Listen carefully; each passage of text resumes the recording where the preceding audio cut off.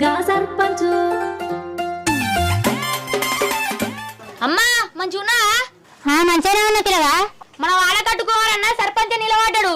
మన ఇంట్లో లోట్లని కుమారన్నకే వాడాలి. కుమారన్నకే ఓటేస్తాం గాని మరి గెలిచినాక ఏం చేస్తాడు? అమ్మా నేను గెలిచినాక మొదలు మన ఊర్లో హాస్పిటల్ కట్టిస్తా. మన ఊర్లో నౌకలు 2 రోజులు బొచ్చేడు మంది ఉన్నారు. ఒక మంచి కంపెనీ కట్టించి ఉద్యోగం ఇప్పిస్తా. అయితే గాని మా ఇంట్లో 4 ఓట్లున్నాయి. మరి పైసలు ఎంత ఇస్తానవు? అమ్మా మా అన్న ఇప్పుడు పైసలు అంటాడు. గెలిచినాక అన్ని చూసుకుంటాడు.